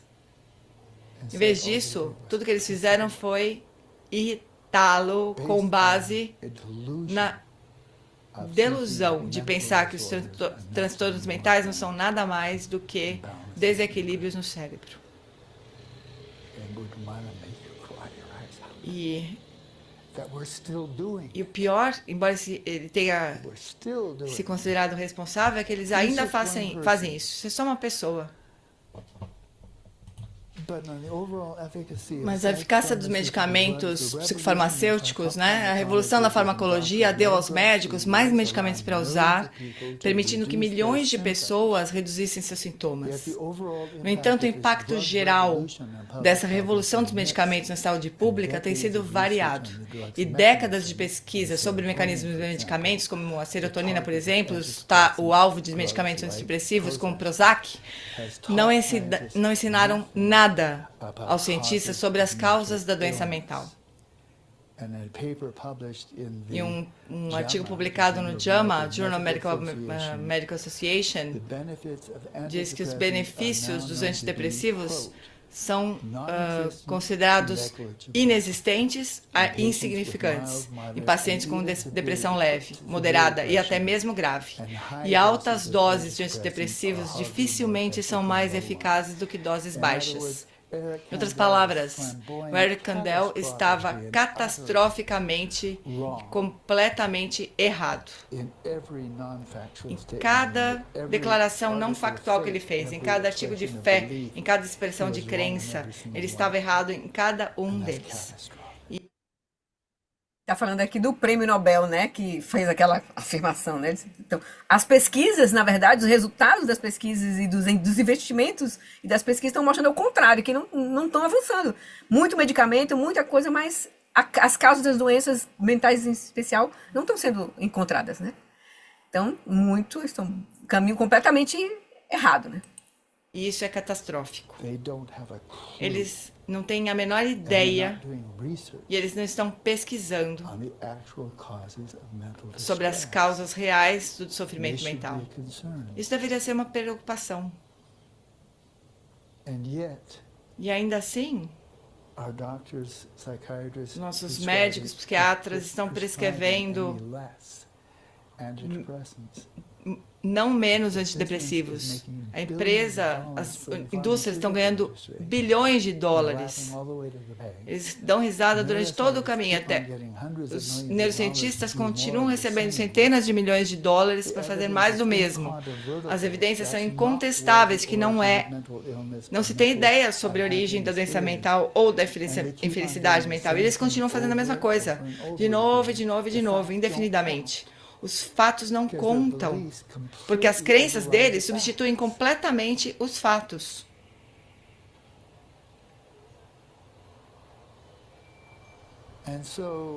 E, portanto, normalmente nós podemos definir a insanidade como fazer de novo a mesma coisa esperando resultados diferentes. Então, me parece que o Instituto Nacional de Saúde Mental é uma organização insana. Eles só preenchem a definição, eles se... Só fazer uma parte aqui, né? Porque a gente conhece, por exemplo, dois cientistas bem interessantes, assim, que é o Donald Hoffman, que é ciência da área das ciências cognitivas, que está fazendo uma das pesquisas assim, inéditas, que é pesquisar o modelo matemático da consciência como o aspecto fundamental da realidade, certo? E ele está meditando, está entrando em contato com alguns desses líderes, né, do caminho, assim, tipo Eckhart Tolle, não está procurando os budistas ainda, provavelmente, mas o Rupert Spira, aquele indiano que foi bem conhecido, as 7 leis espirituais de sucesso, Deepak Chopra, ele está se aproximando de alguns contemplativos, né, e está fazendo a pesquisa nesse sentido e está meditando, o Donald Hoffman. E tem um aluno do Mingyur Rinpoche, que é o Richard Davidson, que ele é neurocientista e ele participou do Mind and Life, né, com o Dalai Lama, e o Dalai Lama, ele foi um que realmente entrou dentro fez um diálogo mesmo, ouviu, e aí ele se tornou realmente aluno, ele é aluno do Mingyur Rinpoche, trabalha com o Cortland Doll, que é o CEO do Tergar, e eles estão desenvolvendo um programa na Universidade de Wisconsin para desenvolver Healthy Minds, mentes saudáveis. O Dalai Lama diz, porque em vez de você estudar a doença mental, estude a compaixão, as causas da compaixão, da felicidade. Aí o Richard David pegou para ele, assim, esse desafio que o Dalai Lama colocou para ele, e ele é um dos cientistas que está fazendo várias pesquisas interessantes. Trabalhando, também tem o ex-tradutor do Dalai Lama, né, que é o Thupten Jinpa, que agora ele era monge, mas ele deixou, ele casou, veio para o Ocidente, ele também está ligado na universidade, eu não sei qual é a universidade dele, mas ele está fazendo um treinamento sobre compaixão, ou seja, investindo nas qualidades que a gente pode desenvolver com a nossa mente, com a nossa consciência, né? Então, assim, tem várias coisas pontuais acontecendo, assim, mas é uma minoria dentro da grande maioria que permeia a politicagem dentro das universidades, os investimentos, a indústria, enfim, né? O comércio ligado à saúde, enfim, né? Oi, Ana, ou Paulo. Uma coisa que eu acho assim muito preciosa, para mim em particular, nessa apresentação que o Lama Alam faz, é porque a gente tem na família cientistas de alto escalão que são extremamente materialistas e a gente fica refém, né, às vezes dos argumentos, você não tem solidez na sua bagagem para contestar, então eu vejo como são preciosos esses ensinamentos para a gente ter uma base para poder conversar e até trocar ideias com esses E para mim, para gerar um alerta, né? Gerar um alerta no nosso movimento no mundo, com os nossos filhos, nossos amigos que forem, para não estar se medicando assim, sem parar e pensar um pouco, né? Buscar abordagens mais que aproxime mais da natureza da realidade do que achar que um remédio resolve tudo. E também é uma coisa que a gente também, essa coisa, né, da visão materialista, né? Uma coisa fora que resolve meus problemas, né? Tomar o remedinho milagroso para resolver. Às vezes a gente quer a coisa mais fácil. Não quer olhar né? Para É se. verdade que tem casos graves que precisam de Sim, uma ação sim, imediata sim. e sem Tu, recursos, então tem que ser o que tiver, né? na verdade, a ciência tem o seu papel, a medicação tem o seu papel, mas ele não pode ser o fim, como se fosse a solução, mas não é a solução, né? Ô, Florinho, quando o Sim. médico budista falou, budista não, médico tibetano, falou que o meu problema era apego, apego, apego, eu falei assim, então me dá uma pílula assim, um chá, qualquer coisa, porque ele disse assim, sim, você quando vai no médico, você tem Olha, mas uma deixa prescrição. eu lhe dizer, ele vou lhe mandar um vídeo lá no seu Zap direto, que são as 3 pílulas que o Tenzin Wangyal Rinpoche recentua. As 3 pílulas. Tem 3 pílulas, a branca, a vermelha e a azul para você tomar. Certo? Vou te mandar. Já que você quer uma pílula, vou te Tá mandar o bom. ensinamento do Tenzin Wangyal Rinpoche. Tá, porque no grupo fica meio fora de contexto, Laca. Quem quiser me pede que eu mando, tá certo? Eu vou mandar pra Laca e pra Ana, porque fica fora de contexto um pouco. Eu teria que explicar, bababá, bababá. Mas pode me pedir, me pede se eu esquecer, tá? Cris, Laca, já pode estar logo aqui. Cris, Laca e Ana. As 3 pílulas do Tenzin Wangyal Rinpoche. É bem legal esse vídeo dele, que é bem didático, assim. Deixa eu ver quem mais botou aqui no chat. É que é a A forma Vanessa. é a forma mais fácil, né? Você depender de uma causa externa, né? Eu quero. Do que buscar um problema, assim, buscar dentro de você, né? Aham, com certeza. Nina e Lina. Lina, eu não sei se eu tenho telefone. Quem eu não mandar é porque eu não tenho o Zap. Aí vocês pedem no meu Zap, tá certo? Lá no grupo vocês pegam o meu Zap e pedem pra mim. Quem eu não mandar, tá certo? Eu vou mandar ainda hoje. Se eu não chegar hoje é porque eu não tenho o Zap. Aí vocês pegam, por favor. Podem pedir pra mim direto. Pois tá bom. Deixa eu. Vamos voltar lá pro Lama, né? Pra gente seguir. A gente chegar no ensinamento do Buda, porque ele vai dar o start aqui do ensinamento do Buda. Eles combinam com essa definição. Então, quando nós vemos como estão tratando aqueles que sofrem mentalmente, quando nós vemos como estamos destruindo outras espécies, quanto vemos que nós estamos dizimando a ecosfera e levando ao desaparecimento da civilização humana, e tudo isso vem da civilização eurocêntrica espalhada pela América e pelo resto do mundo, então nós podemos realmente nos perguntar o quanto nós somos civilizados, na verdade. Se essa é a marca registrada do que nós estamos fazendo, nós estamos destruindo a ecosfera e vendo a morte da nossa própria civilização e a exterminação de outras espécies. Então, Mahatma Gandhi uma vez perguntou: o que você acha da civilização ocidental? Ele teria dito: acho que seria uma boa ideia. Eu entendi isso, quer dizer assim, que civilização! É uma boa ideia. Mas cadê ela? Em qualquer momento que você quiser começar, essa seria uma boa ideia. Seria bom para nós. Temos um pouquinho mais de tempo. Então, isso foi o que eu trouxe do século XXI. As origens do universo remontam ao Big Bang. O homem que formulou isso foi um padre católico romano e físico. O que causou o Big Bang? Não tem ideia. O que está lá fora? A localização do que está lá fora? Francamente, eles não têm nenhum acordo sobre isso. Não sabem nem se existe espaço e tempo. E se não tem espaço e tempo, não tem nada lá fora. Mas isso é o que o sistema filosófico Mahayana tem dito desde o sempre. Chittamatra diz que não existe um mundo externo físico. Existem apenas aparências e a mente. Mas não está lá fora. Então, a física vem explorando há 400 anos o mundo que eles pensam que está lá fora e é delusível, porque não tem um mundo lá fora. E agora nós temos físicos de primeira linha dizendo, E o que acontece com o universo?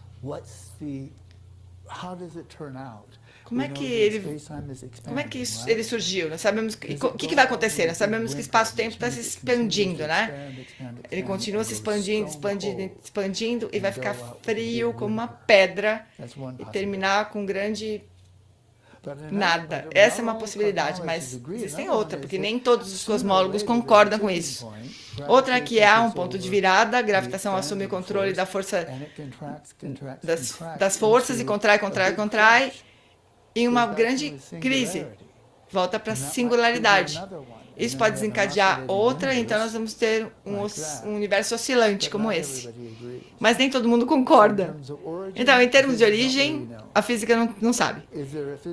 Se tem um universo físico lá fora, localização, não sabem. O que acontece no fim? Não sei.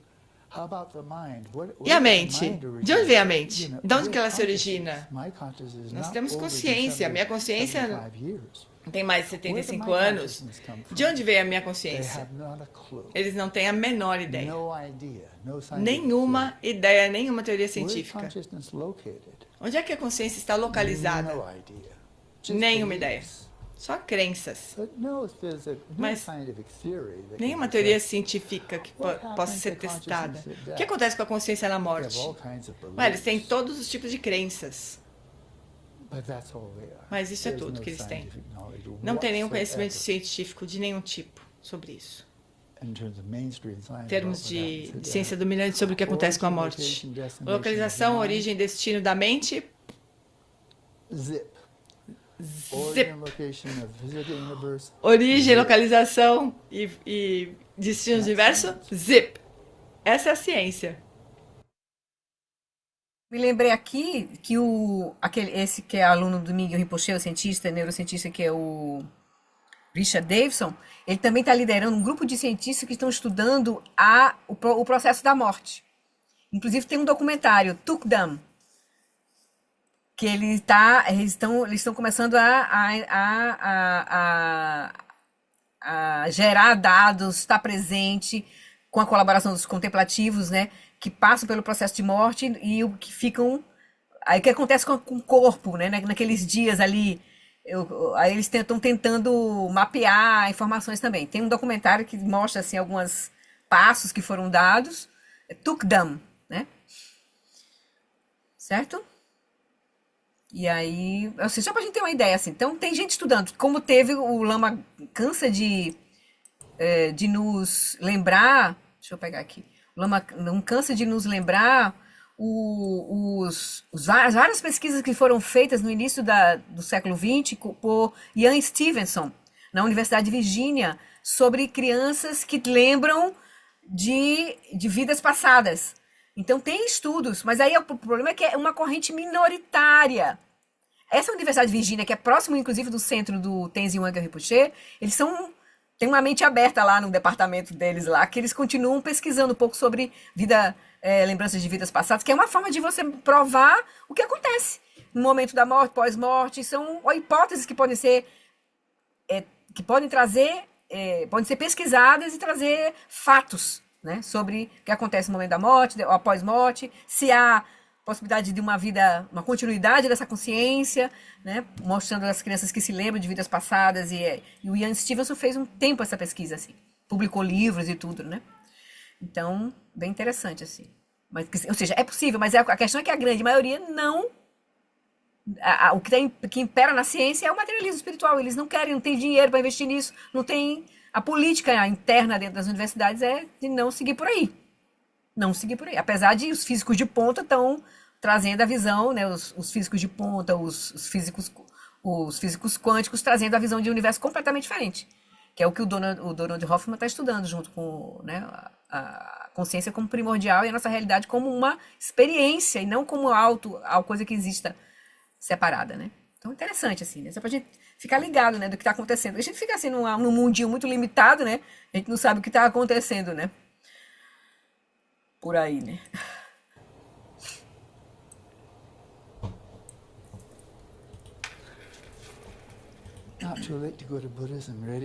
Não é tarde demais para ir para o budismo, então. Consulto vocês. Dá pra gente seguir um pouquinho, pra gente terminar esse vídeo?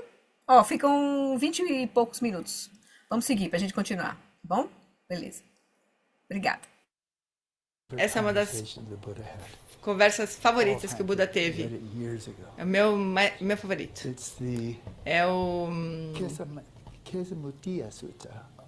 Kisamutiya Sutta, mais conhecido como Kalama Sutta. E é traduzido pelo Bhikkhu Bodhi, meu estudioso favorito. É um tradutor monge que é o meu favorito. Vocês estão prontos para mais uma história? Porque é realmente uma grande história. Que é do Karani Pali, Anuttara Nikaya. Os Kalamas de Kesaputta, no nome da tribo, da comunidade, viviam em Kesaputta, disseram abençoado, Bhante, o professor. Há alguns ascetas e brahmanes que vêm a Kesaputta. Eles explicam, elucidam suas próprias doutrinas, mas eles depreciam, denegrindo, ridicularizando e denunciando as doutrinas dos outros. Mas então, alguns outros ascetas e brahmanes chegam a Kesaputta e também explicam, elucidam suas próprias doutrinas, mas menosprezam, denigrem, ridicularizam e denunciam as doutrinas dos outros. Nós estamos perplexos e em dúvida, Bhante, sobre qual desses bons ascetas fala a verdade e quais dizem coisas falsas. Eles dizem todas essas coisas dissonantes e cada um defende seus próprios temas e espancam, menosprezam os outros. E agora você é mais um asceta desses? Provavelmente vai fazer a mesma coisa, mas antes que você faça, nós temos algumas informações aqui para você. Nós estamos sentindo muito ceticismo aqui, incluindo você. Então, tome cuidado ao abrir sua boca, porque nós já passamos por isso. Bhante, o que você tem para dizer? E daí o Buda respondeu: é apropriado que vocês estejam perplexos, Kalamas. É apropriado que vocês estejam em dúvida. A dúvida surgiu em vocês sobre um assunto desconcertante. Vamos, Kalamas, não se deixem levar pela tradição oral, pela linhagem de ensinamentos, por boatos ou por uma coleção de escrituras, por raciocínio lógico, por raciocínio inferencial, por cogitação fundamentada, ou pela aceitação de um ponto de vista depois de ponderá-lo, pela aparente competência de um orador, ou porque vocês pensam o asceta é nosso guru. Mas quando, Kalamas, vocês souberem por si mesmos, essas coisas são prejudiciais, essas coisas são censuráveis, essas coisas são censuradas pelos sábios, essas coisas, se aceitas e realizadas, levam ao dano e ao sofrimento. Então, vocês devem abandoná-las. Ele não começou ensinando a sua própria doutrina. Eu tenho uma melhor do que as outras. Isso é chamada de 4 nobres verdades. Ouçam, porque isso vai explodir a mente de vocês. Ele não fez isso. Ele não fez nada disso. Ele não disse nada sobre a minha doutrina. Os outros estão errados, mas a minha, claro, eu sou Buda. Ele conduziu de volta a sua própria experiência, a sua própria experiência em primeira pessoa, a conduta. Você quer ser feliz, né? Você quer se livrar do sofrimento? Não olhe para fora de você mesmo. Olhe. Se as coisas parecem que são conducentes ao bem-estar, são saudáveis ou não censuráveis, não censuradas pelos sábios, e se você abraça, segue, se leva ao sofrimento, então vocês devem abandonar. Isso é radicalmente empírico e radicalmente pragmático. Isso não tem nada a ver com nenhuma doutrina. Ateísmo, teísmo, materialismo, nada disso. É simplesmente voltar à sua própria experiência. Você quer se livrar do sofrimento? Então reconheça que tipos de ações levam ao sofrimento e abandone-as. E você terá que decidir. Não sou eu que vou dizer para vocês. A resposta está no final do livro. Você decide. Você olha com a sua própria introspecção, com a sua própria inteligência. Você julga que tipo de conduta sua, então você também pode olhar para fora. Que tipo de conduta de outras pessoas leva ao sofrimento, ao conflito. E abandone isso. Como que é isso? Só para começar. Isso não é uma doutrina. Isso é uma experiência. E você é o juiz. Então Buda lhes pergunta. Então ele não responde, ele pergunta para eles.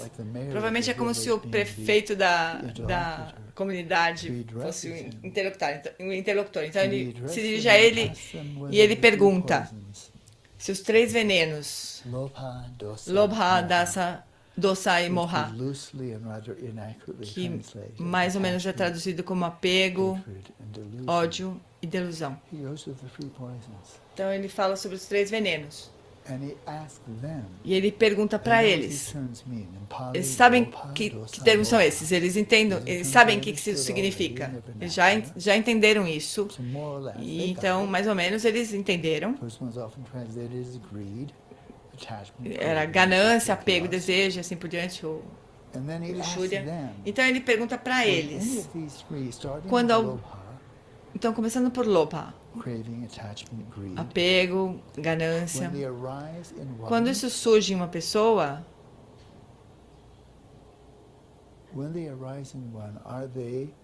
são para o bem-estar ou para o prejuízo dessa pessoa? Esses venenos fazem bem ou fazem mal? Então, quando experiência ganância, apego, luxúria, desejo, isso funciona bem para você? Ou faz mal? Você decide. Não sou eu que vou dizer. Você que tem que decidir. Depende de você. Ele comenta que uma pessoa cuja mente é dominada e possuída por eles destrói cada um deles, né? Um por um. Ganância, depois ódio, depois delusão. Faz com que a vida deles seja destruída. Eles matam por apego. Por sua própria terra, por dinheiro, riqueza. Eles matam os outros. Eles tomam o que não é dado. Eles roubam. Eles transgridem as relações com as esposas, cometem adultério, eles falam coisas falsas. Então, a ganância faz isso, o ódio faz isso, a delusão também, dá origem a esse tipo de comportamento.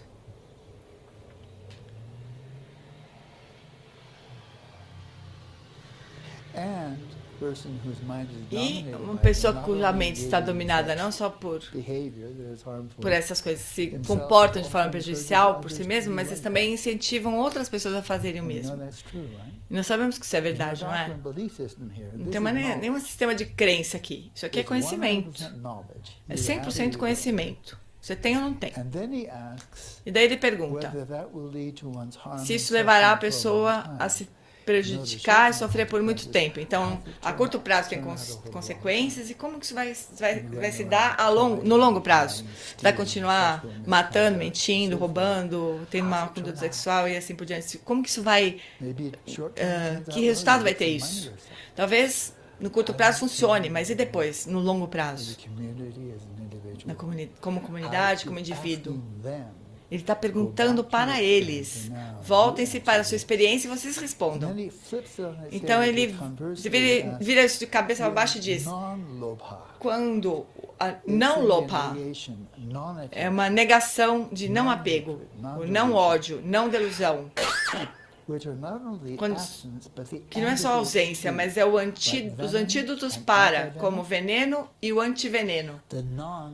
O não é simplesmente uma ausência, mas é também um antídoto direto. Certo? Então, quando o não Lobha surge, isso faz bem?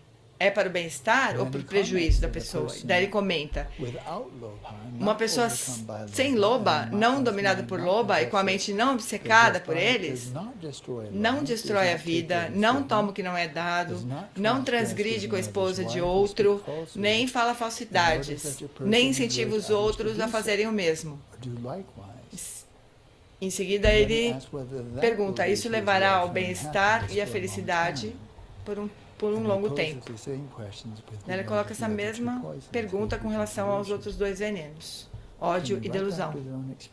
Voltando à própria experiência, você decide, observa, tem discernimento, tem inteligência, e você pode ver por você mesmo que tipos de comportamento, essas que nós chamamos de aflições mentais e venenos mentais, eles não são ruins porque eu disse, eu sou Buda, então eu disse, ou porque Deus disse isso, ou algum sistema moral disse isso.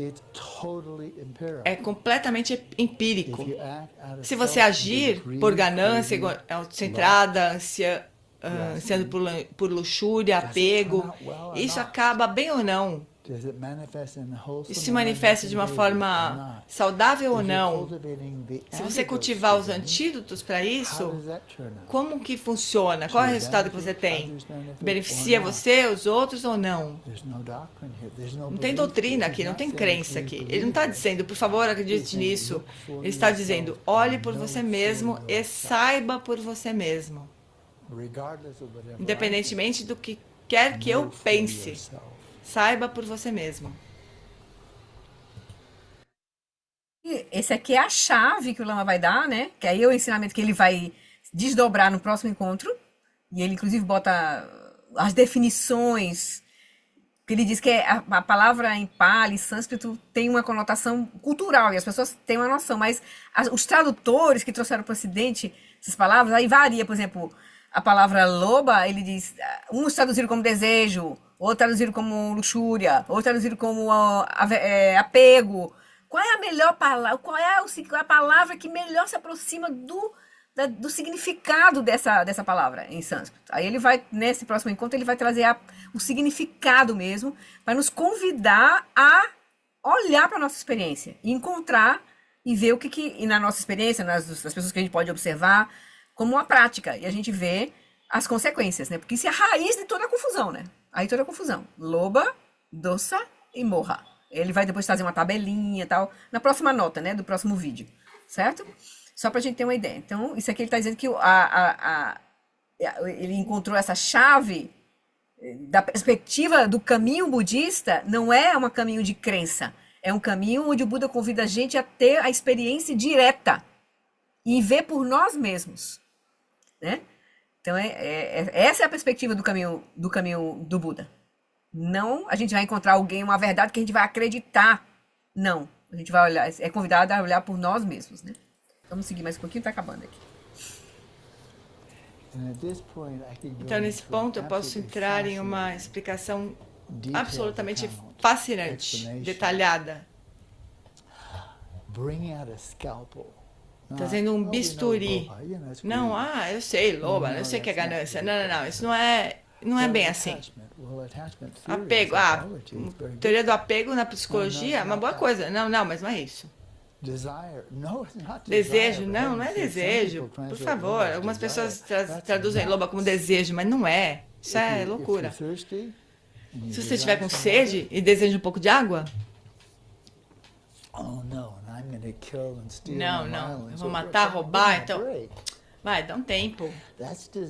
Isso é desejo. Não tem nada errado com desejo. Eu desejo que possa haver paz no mundo. Vamos lá, isso é estúpido. É uma das piores traduções que existe. Do primeiro dos venenos. Não é desejo. Não é desejo. Desejo é muito amplo, não é apego, não é só ganância. Nós não temos uma palavra para isso, exatamente, um termo correspondente, mas quando a gente olha para a definição mais precisa, nós sabemos exatamente o que significa. Porque está definido em sânscrito, em tibetano. E agora em inglês, porque a Iva traduziu muito bem toda essa sessão, extraída de um clássico moderno, extraindo a sabedoria de Asanga e de Gnaga. Essa definição a gente vai ter na próxima nota, certo? Que é do próximo vídeo. Que é o que ele vai realmente olhar, a gente vai olhar com calma. Agora ele só vai conversar um pouco sobre essa importância da gente saber exatamente o que é esses 3 venenos, para poder a gente identificar, não ficar se confundindo com essas palavras que não apontam exatamente a experiência que é, certo? Então, Definições precisas de cada um desses venenos. Definições precisas do antídoto, da antítese, do anti-apego, anti-ódio, anti-delusão. Definições precisas. Por que nós aprendemos isso quando nós estávamos estudando no Instituto de Dialética Budista há 50 anos? Uma verdadeira razão pela qual eles escreveram isso, ensinaram e continuam ensinando por 1500 anos, desde a época de Asanga e de Ignak e Dharmakirti. Nós não aprendemos como uma doutrina. Nós nos tornamos budistas e para sermos bons budistas, então acredito que sempre que o que eles disserem está certo. Nós pegamos essa definição e as aplicamos à nossa experiência própria. Isso é Lobha. Nós não temos um termo em inglês, mas isso é Lobha. Sim, isso é realmente está realmente perturbando minha mente. Isso realmente dá origem à violência, ao roubo. Sim, seria esse tipo de coisa. É isso que nós traduzimos como ódio. Isso é precisamente, eu experienciei isso, essa delusão, sim, delusão. Você fica muito confortável, a ignorância é uma bênção, não é? Mas não é, na verdade. Mas é isso que eles querem dizer com delusão. Então, o antídoto para cada um que nós podemos cultivar. É preciso, nós não temos tempo agora. Já são 3:30, mas você pode ler sobre isso. Você pode ler. E eu acho que isso vai ser o suficiente, porque a tradução ficou muito boa. Ela é muito precisa, é uma definição muito precisa. Eu vou oferecer isso para vocês pensarem durante 6 semanas. Eu dei as fontes, algumas fontes muito legais. Então, o material que eles forneceram na última 1h30 pode manter vocês bastante ocupados, yogis e yoginis, por 6 semanas. Isso é alimento para reflexão e é muito rico. Eu não sou um crente, eu sou um budista. Bom, a maioria dos budistas como eu são crentes. Se você acredita em algo que é verdade, então você recebeu de graça. Porque você acredita que algo que é verdadeiro e você pode se beneficiar dele. Conhecimento é muito mais difícil, mas você ainda se beneficia de uma crença verdadeira, autêntica. Então, isso é bom. Eu sou um crente. Buda não é um crente. Buda é um conhecedor. Os arhats não são crentes nas verdades, nas 4 nobres verdades. Eles são conhecedores das 4 nobres verdades. Os yogis não são crentes. Os yogis realizados, que alcançaram Shamatha e Vipassana, eles não são crentes. Qualquer yogi que ganhou conhecimento da fusão, da unificação de Shamatha e Vipassana, essa pessoa, ela tem muito conhecimento que pertence a essa pessoa por causa do insight que ela teve e não porque outros yogis sabem alguma coisa e eu acredito porque eles disseram. Como cientistas, a maior parte dos cientistas pensam que sabem, porque outros cientistas sabem. Mas os yogis, eles sabem do que eles estão falando de dentro. Pessoas como o Lama Karma têm uma profunda experiência em Shamatha e Vipassana e Mahamudra e Tumo e os 6 yogas de Naropa. Bom, tem muitos yogis assim, mas eles não sabem algo porque outros yogis sabem. Eles passaram 20 anos no retiro. Gelan Rinpa passou 30 anos no retiro. Então, as pessoas que foram à essência, eles conhecem a essência. Não é que eu ganho 10%, você ganha 10%, e agora eu vou mentir sobre você por 15%. Não, não é como a ciência. Conhecimento científico é coletivo. E ninguém é dono daquilo, mas a pessoa que chega à conclusão do caminho do estado de Buda sabe tudo. São crentes e depois são contemplativos. E daí o futuro da civilização humana, e se nós deixarmos o futuro da civilização humana para os crentes, especialmente aqueles que acreditam em algo que é fundamentalmente delirante, nós estamos condenados. Como William James disse, e essa vai ser a última citação aqui, ele vai direto ao ponto. Eu queria achar aqui.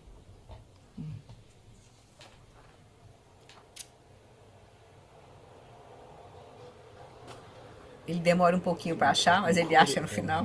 Posso citar, Que é a mas eu queria última ter certeza citação. de falar exatamente corretamente aqui.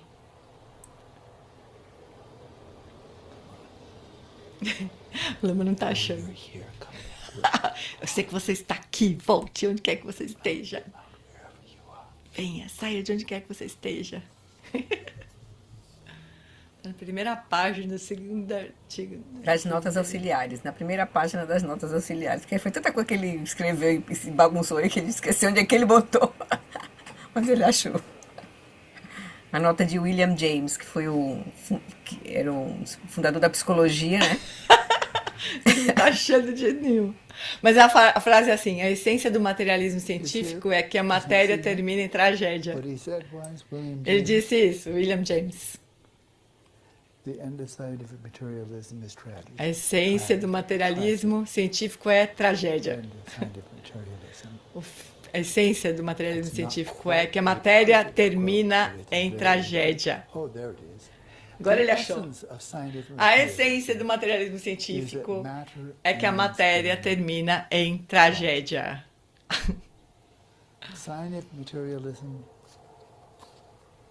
O materialismo científico está em curso de tragédia. Está nos deprimindo profundamente. Não está nos dando nenhuma pista sobre as verdadeiras fontes da infelicidade. Está destruindo a nossa saúde mental, destruindo o meio ambiente, minando a civilização humana. Esse é o caminho em que estamos agora. Contemplativos do mundo. Isso não é um evangelismo para o budismo. O budista, o cristão, o hindu e assim por diante. Os contemplativos, os grandes contemplativos do mundo, são eles que sondam a natureza da mente. Não os cientistas. Eles continuam olhando para o ocidente em busca do sol nascente. Eles estão olhando para o cérebro. E eles não aprendem. Eles falham e falham e falham. E continuam fazendo a mesma falha. Mesma coisa. Os contemplativos alcançam e completam e se manifestam. Você quer ver o comportamento, a conduta, a presença de um contemplativo realizado?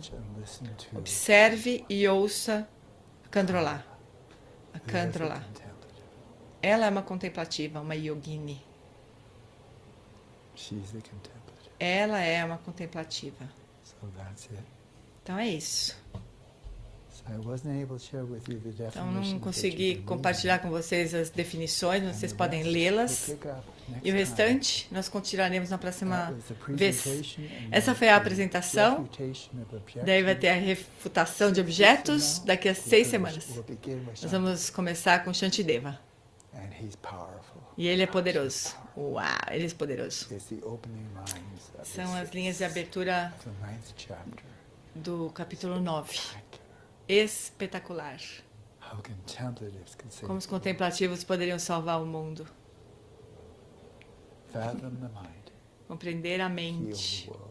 Curar o mundo. E é para isso que estamos aqui. Serão nós quem? É isso. Olha só.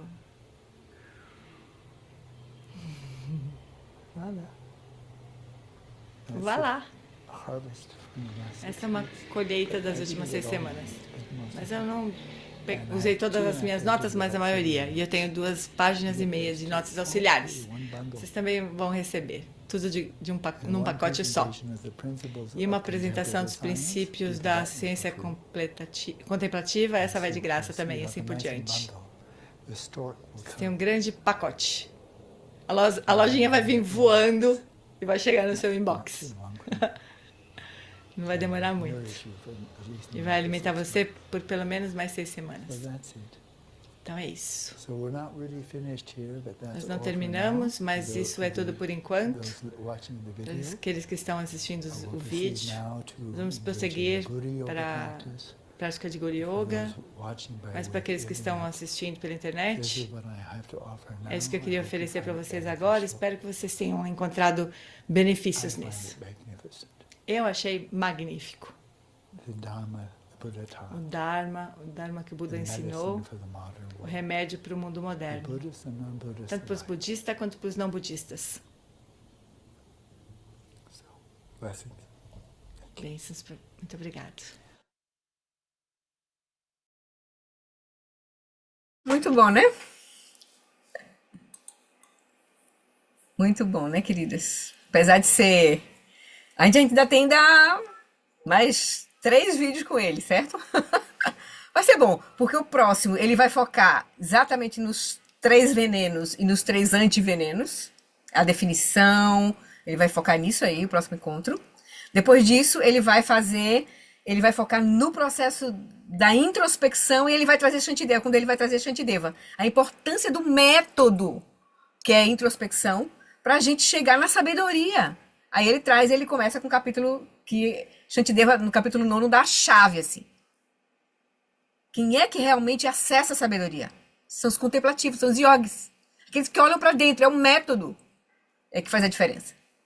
Certo? Que é o que os cientistas não querem abrir mão do método em terceira pessoa, né? Então, é isso. E aí tem o último vídeo, que eu não vi ainda, que é esse recente, que eu tô louca pra ver, mas não vi ainda, que ainda é sobre o tema. Então, eu acho que ele deve fechar nesse último agora ainda. Então, tem 3 vídeos pra gente ver, que são 4, porque o último ele fez 2. Só pra vocês terem uma noção.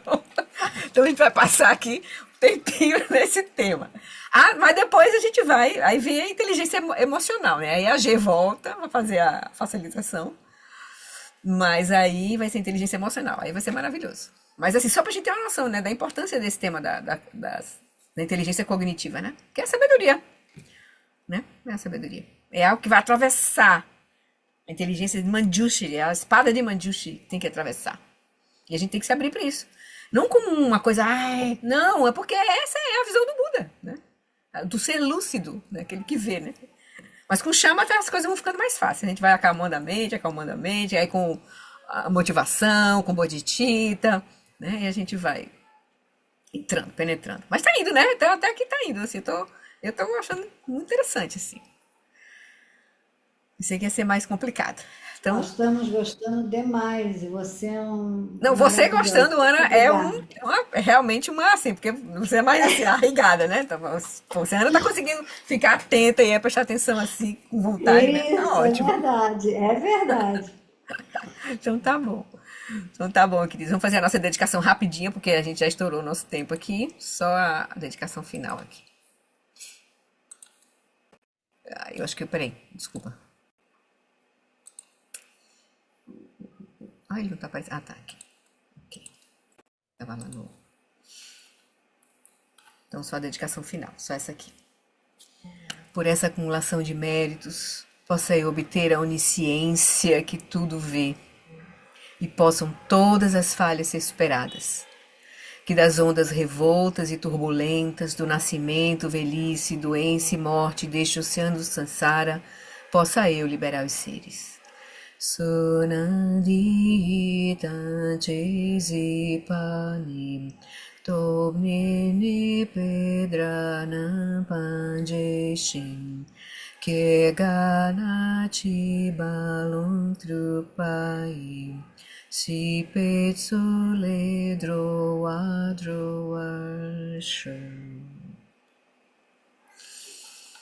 Boa noite, queridos. Obrigada pela companhia.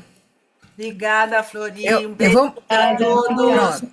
Ó, eu vou mandar para alguns aí as 3 pílulas do Tenzin. Quem não recebeu, pode pedir para mim direto, viu? Pode ficar à vontade. Vanessa, acho que eu não tenho o teu telefone. Tchau, Tá? gente. Beijo. Obrigado a todos. Ou eu boto Valeu, lá no grupo. pessoal. Eu vou botar no grupo, gente. Vou botar no grupo, fica mais fácil. Vou botar no grupo, Tá bom. tá bom? A pedido de alguns, eu boto assim. Pronto, é melhor. Tá bom, então. Valeu, Beijo. Florinha. Tchau. Beijo. Boa noite.